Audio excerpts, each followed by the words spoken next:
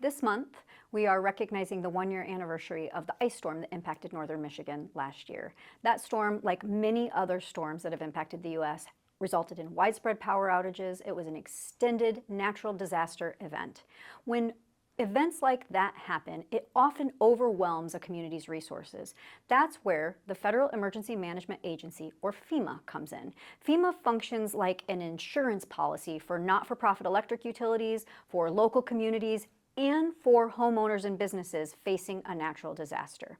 It is designed to help those communities in the moment of the disaster, but also as they financially recover from that disaster. FEMA has served the U.S. well for decades, and we anticipate it will continue to serve the U.S. well, but we are watching and tracking a FEMA reform package that is moving through Congress right now.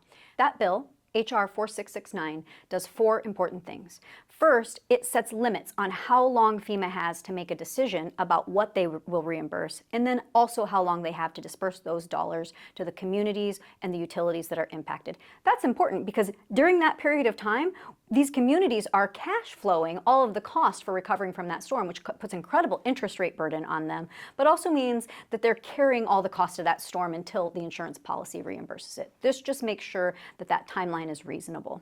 The second important thing that this does is it makes the application process itself more predictable. There will be a universal application form, and everyone will know in advance what it is they will be expected to submit in order to verify the costs they're asking reimbursement for. The third important thing it does is it puts in place important transparency and accountability measures for taxpayers. There will be a public dashboard where members of the public can go and see what FEMA applications are in progress and what ones have been funded, which is just a really important, smart accountability measure. And the fourth thing that it does that I'm excited about is it allows utilities to submit for reimbursement for things that they have done when they're out in the field in the process of recovering for a storm that help harden their grid system against a future storm. Let me give you an example. Today, under the old FEMA model, if our line crews are out in the field and let's say they come up on a broken line, two broken poles, and that line had a 300-foot span, they might look and say, boy, that would be way, way more reliable if instead we had 3 poles and 250-foot spans. Old FEMA would say, we won't reimburse you for that. We'll only reimburse you to replace whatever was damaged.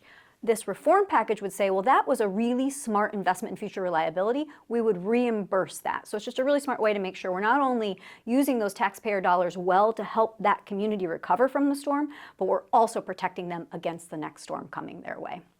Lots of smart things in this package. We're excited that it's moved out of the House committee and is now awaiting introduction on the House floor. It has bipartisan support, so we fully anticipate that it will be successful in moving through the Senate and eventually to the President's desk. We'll look forward to following along. We'll keep you up to speed as that happens, and along the way, if there's anything you can do to help support it, we'll let you know.